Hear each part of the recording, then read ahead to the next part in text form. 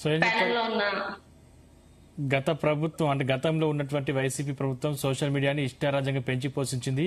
అనుచిత వ్యాఖ్యలు చేసినా కూడా ఎటువంటి చర్యలు తీసుకోలేదు. ఈసారి ఖచ్చితంగా ఆ సోషల్ మీడియాను కట్టడి చేస్తామని కూటమి సర్కార్ చెప్తున్న పరిస్థితి కనిపిస్తోంది. సార్, గత ప్రభుత్వం వైసీపీ సోషల్ మీడియాని పెంచి పోషించిందని అనే అభియోగ ఆరోపణలే తప్ప 2014 నుంచి 19 వరకు మరి ఇదే వైసీపీలో ఈ వైసీపీ ప్రతిపక్ష పార్టీని ఐటీడీపీ అని చెప్పేసేసి ఒక వ్యవస్థనే, అదే టీడీపీ మంగళగిరి కార్యాలయం నుంచి ఒక వ్యవస్థనే ఐటీడీపీ అని చెప్పేసేసి మరి సోషల్ మీడియా వేదికగా ఆ నాయకుల్ని ఎంత విమర్శించారు? అక్కడ ఉన్న మహిళలు కాదా? 2014 నుంచి 19 వరకు మీరు చూస్తే విపరీతమైన ట్రోలింగ్ ఆ పార్టీ మహిళల్ని. అప్పుడు మరి ఇదే మహిళలో అక్కడున్న మహిళలు కూడా బాధపడరా? అలాగే చూస్తే 2000 అధికారంలో వచ్చిన దగ్గర నుంచి కూడా వైసీపీ ప్రభుత్వం అధికారం వచ్చిన తర్వాత వెంటనే మీరు అబ్జర్వ్ చేస్తే భారతమ్మ గారు బీ ట్యాక్స్ అని చెప్పి ఒక క్యూఆర్ కోడ్ పెట్టి ఇది బీ ట్యాక్స్, భారతీయ ట్యాక్స్ అని చెప్పి టీడీపీ సోషల్ మీడియా ట్రోల్ చేయలేదా సార్? ఆమె ఒక మహిళ కాదా? ఒక మహిళకి ఒక అన్ని పోస్టర్స్ అంటే ఉన్న ఆమె మీద ఒక భారతీయ ట్యాక్స్ అని చెప్పి బీ ట్యాక్స్ అని చెప్పేసేసి ఎంత ట్రోల్ చేశారు? మరి అప్పుడు ముఖ్యమంత్రి భార్య మహిళగా, అట్లాగే రోజమ్మను గాని ఆ పార్టీలో ఉన్న మంత్రులను గాని విపరీతమైన ట్రోల్స్ చేయలేదా?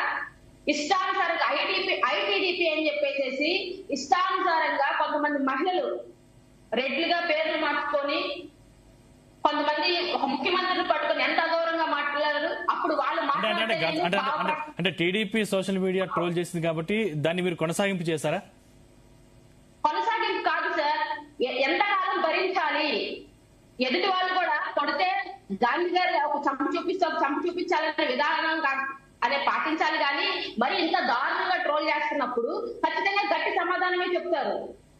మరి 2019లో వైసీపీ ప్రభుత్వం అధికారంలో ఉన్నా కూడా ఎంతమంది మంత్రులను ట్రోల్ చేశారు సార్?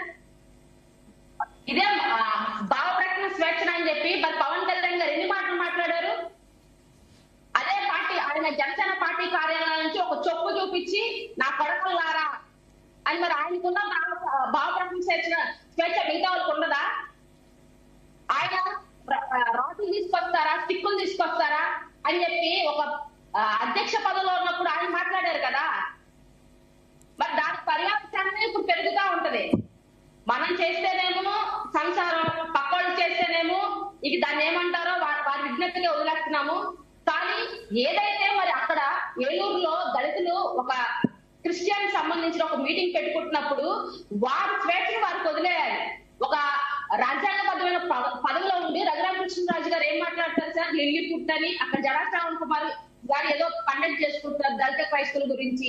ఆయన ఉద్దేశించి ఒక Lilliput, half coat, full coat, blue coat, ఒక మాజీ న్యాయమూర్తిని పట్టుకొని ఏది పడితే అది మాట్లాడతారు. ఇప్పుడు ఎవరైనా సరే వారికి కలిగిన ఇబ్బంది, వాళ్ళకి కలిగిన బాధని దళిత క్రైస్తవులు ఆ వేదికగా పంచుకుంటున్న ముందు రోజే ఒక ఫేస్బుక్ లో ఒక లైవ్ వచ్చి వారిని రెచ్చగొట్టే విధంగా రాజ్యాంగపరమైన పదవిలో ఉండి ఆయన ఫస్ట్ స్టార్ట్ చేసిందే రఘురామకృష్ణరాజు గారు.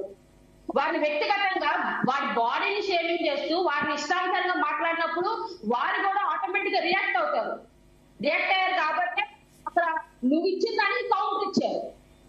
అయితే ఇక్కడ పవన్ కళ్యాణ్ గారు మత సామరస్యం అంటున్నారు. ఓకే, అన్ని మతాలు ఒకటే సార్, అందరినీ గౌరవించుకుందాం, కానీ కొంతమంది ద్వేషం నింపకూడదు, అన్ని మతాలు ప్రాధాన్యత ఉండాలి. ఈ దేశ సమగ్రత ఇది ఒకటే కదా సార్, సమగ్రతను కాపాడలేకపోతున్నాం. హిందూస్ ఒకటే, ముస్లింస్ ఒకటే, క్రైస్తవులు ఒకటే, అందరినీ రక్షించుకోవాల్సిన బాధ్యత ప్రభుత్వాల మీద ఉంది. కానీ ప్రత్యేకంగా ఈ కూటమి ప్రభుత్వం ఏంటంటే కొంతమందికి అధికార పక్షంలో ఉన్న మహిళలను గౌరవించాలి అంతే. మరి ప్రతిపక్షంలో ఉన్న మహిళలు గౌరవించరా? ఎంతమంది ట్రోల్స్ గురవుతున్నారు? సరే, వైసీపీ మహిళలు వదిలేయండి, డిబేట్స్ వచ్చే మహిళలే గాని లేదా పార్టీకి కొంచెం సెకండ్ గ్రేడ్ క్యాడరే గానీ, ఎవరైనా లాయర్లే గానీ, జర్నలిస్టులే గానీ, ఎవరైనా న్యూట్రల్ గా ఉన్న పీపుల్ అనాలిసిస్ చేస్తున్నప్పుడు వారిని ఎంత ట్రోల్స్ చేస్తున్నారు ఇప్పుడు ప్రెసెంట్? మరి వారి మీద చర్యలు తీసుకోరా? వారి మీద కూడా చర్యలు తీసుకోవాలి కదా. అధికారం కొంతమందికే సొంతం అన్నట్టు బిహేవ్ చేస్తుంది సార్ ఈ కూటమి ప్రభుత్వం. ఖచ్చితంగా దీన్ని వ్యవస్థల్ని పాడు చేయకూడదు. ఇక్కడ వ్యవస్థను పాటించే ప్రక్రియ స్టార్ట్ అవుతుంది. ఖచ్చితంగా దీనికి ఒక ఫుల్ స్టాప్ అనేది ఉండాలి. ఎవరైనా సరే భావ ప్రకటన స్వేచ్ఛ ఉండాలి. అది ఎదుటి వారికి ఇబ్బందికరంగా లేకుండా ఉండాలి. మనం చేసినప్పుడేమో హీరోయిజం, పక్క లేదంటే మాత్రం అది మనం తట్టుకోలేకపోతున్నాం. అది కరెక్ట్ కాదు కదా సార్. అరుణ్ గారు